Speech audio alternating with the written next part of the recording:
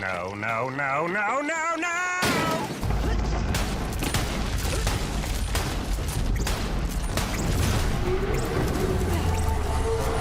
That's nasty. Hey, what is going on, guys? Welcome back to another Borderlands 3 build video. Today I'm going to be going over AMARA. I'm revisiting her because I got a lot of flack in my last video for making a build centered around the Anarchy. What a lot of people failed to realize about that was that you could use a variety of different weapons. I had a bunch of weapons in that save file that you could use: insiders, recursions, redistributors, all that good stuff.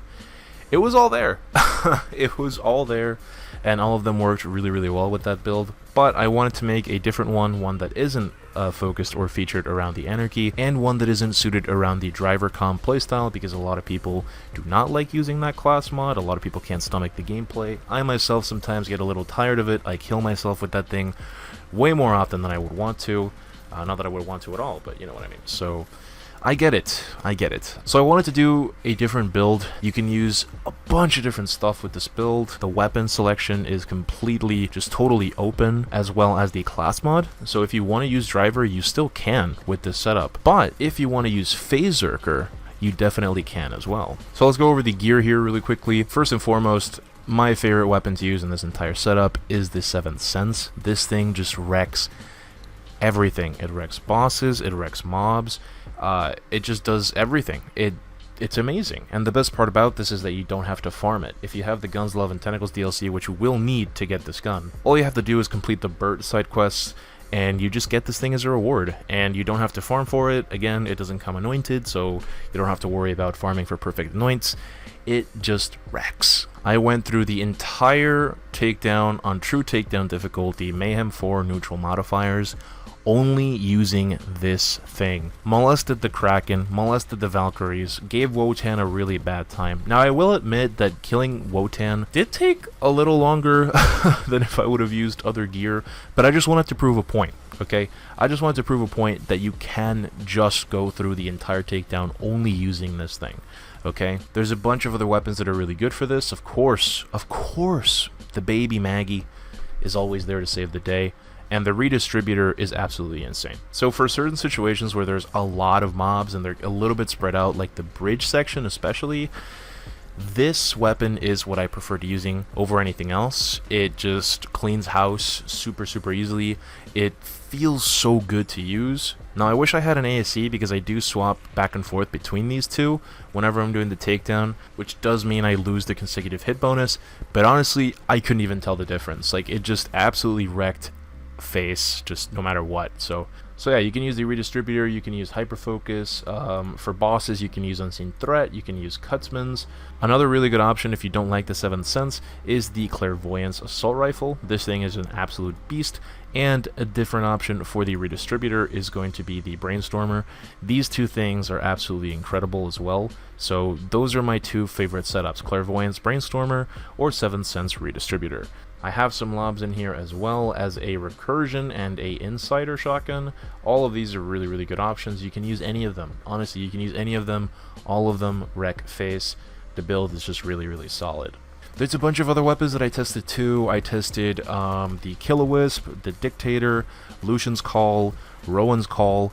All of those feel really good with this setup. It's just perfection. So yeah, use any gun that you want. If you have the 7th Sense, you don't need anything else. And yeah, for your shield, I still use an Old God. Now in this setup, I am using a Cryo Old God with a Cryo ASC, which for my other build would have been perfection. But the reason why I don't want that in this setup is because I'm already using a cryo weapon. So I really want that 20% more cryo damage from this Old God, which is really strong, but ideally I would have wanted a radiation ASC, because that would have allowed me to have another projectile. The way the bonus elements work in this game is that you get another projectile for every element, so that would have been really nice, but I don't have it. So if you have a non-matching Old God, that would be the ideal roll. but having any kind of old god will do the job. As long as you have cryo, you will destroy absolutely everything. For your grenade, again, it doesn't matter who the hell throws grenades while playing AMARA, question mark. Just to use a grenade that has the ASC element that you really want. For the takedown, of course, I was using corrosive because I already have shock from my skill tree, so I can take down shields, I can take care of armor with corrosive and cryo. Of course, this is a cryo weapon, so it's going to destroy armor anyway. For the class mod, as you can see, I'm still using the Pearl. For certain boss fights, you might want a Snowdrift though, so I do have one here just in case. And for my class mod, like I mentioned earlier, I am using the PHASEZERKER. You can also use a Driver Comm if you want to. Both of these are really, really good options, but PHASEZERKER just gives you so much action skill cooldown rate, you never have to whiff your action skill. Despite that, I always end up whiffing my action skill like a million times. Just because I'm so used to whiffing it from playing driver so much, but you really don't have to. Not to mention that this is going to allow you to stack up your rush stacks, and every single rush stack is going to give you 3% damage, which is insane because you can cap out at 99 rush stacks, which is basically almost 300% more damage. It's crazy. Now moving on to the spec, we're going to start with her red tree here.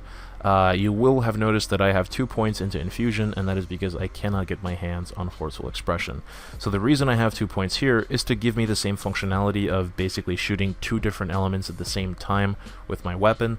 Now I have maxed out steady hands because the 7th sense is a pellet weapon. It does have travel time, and it's a little bit inaccurate at times, so this is going to help it quite a bit. I don't have any points spec'd into Anima because you have no idea the amount of times I have shot a barrel by accident and just absolutely murdered myself, and I don't have as much sustain on this build as I would want to, so a lot of the times whenever I do this I kind of immediately kill myself. I don't really have enough time to react, so I just decided to skip on it completely. Moving on, 5 out of 5 in Tempest. This is a no-brainer, and then I just put points here to move down the tree. It doesn't really matter which ones you pick. I decided to go for 1 in Illuminated Fist because why not? 3 in Wildfire because again, just why not? Dread because I am going to be using Ties That Bind, so this is really good. This is a no-brainer. Almost all the weapons I'm going to be using are going to be elemental, so this is just nice. Indiscriminate, again, just godlike for at clear, especially if we're using Ties That Bind. And I put 1 point into Catharsis just for the functionality of it. Basically, you know, they just die and they explode, so that's a little bit more AoE, but I didn't really want to do anything because this leveling this up does not decrease the cooldown, so I just basically wanted the functionality of it, and also mainly just to move down the tree and put 1 level of sustainment. 1 level is all you're going to need, trust me. You deal so much damage, pretty much any shot or continuous fire from anything is going to put you back up to full instantly. I tested this with 2 out of 5 sustainment, even 5 out of 5 sustainment, and it is just absolutely overkill, guys. Trust me, you do not need more than 1 level. If you really feel like you're struggling, then maybe put 1 more and have 2 out of 5, but no more. Trust me, no more. And like I said earlier, action skill of choice is going to be Ties That Bind, but you can use whichever one you want. All of them are available. You can use Face Slam if you have Face Slam annoyance instead of consecutive hits annoyance. Those are insanely strong. And you can also use Face Cast. For this tree, I pretty much picked up everything that's going to help our neutral game. So this is just more reload speed. This is a little bit more action skill damage for Ties That Bind. This is reload speed as well. This is very important. This is going to give you 54% crit chance whenever you hit people with your action skill, which is going to be all of the time. And to help you have your action skill up all the time, also maxed out Restless, and we also picked up Soul Sap to help with our sustain. I also swap out to Stillness of Mind, but keep in mind that this does increase the cooldown, and it reduces the damage of your Ties That Bind. So it might not be wise in certain situations. I still like it for just the crowd control, especially the fucking dogs. I hate the dogs so goddamn much in the takedown, you have no idea. So this really helps with that, but for just general play, I think Soul Sap is the best bang for your buck. Gives you a lot of sustain. Wrath, this is just more gun damage, and you're going to be using your action skill all the time, so this is going to be very useful. Same thing with Laid Bare, just more damage to enemies that have been hit by your action skill. I only put 1 point into Remnant because all you want from this is the functionality of Remnant. The damage that this thing does by itself is pretty negligible. Honestly, it's pretty weak, but this deals overkill damage. That is where most of the damage is going to be coming from. This is going to spawn homing balls that blow up for a bajillion damage on enemies.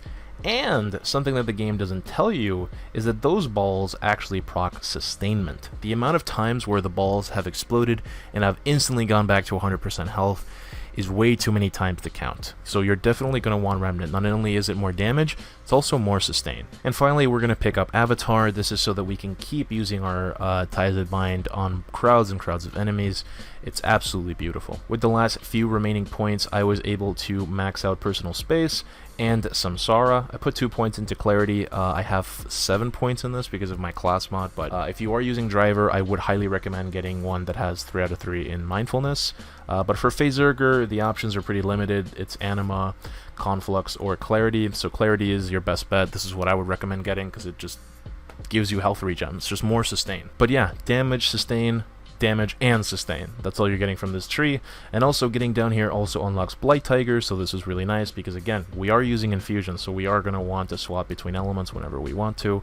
It is going to be very, very helpful. Well guys, that's the gear, that's the spec, that's my PHASEZERKER AMARA build. I hope you guys enjoyed this video. I hope you found it useful, and if you did, be sure to leave a like as it really does help me out. And if you really would like to support me directly, a link to my Patreon is in the video description as always, as well as a link to my Discord. I will be leaving a link to download this save file if you guys want to try it out for yourself or snag any of the gear. But if you guys want to get your hands on these save files before I even make a video about it and put it on YouTube, I will be leaving my save files in my Discord Borderlands channel in the pinned messages. You guys can just hop on by and pick them up if you want. I would like to thank my patrons for their continued support. I really appreciate it, you guys, especially in these times. I really am very thankful for your generosity, and I hope that I am not disappointing you guys. Again, thanks for watching. I'll catch you guys in the next one. Take care.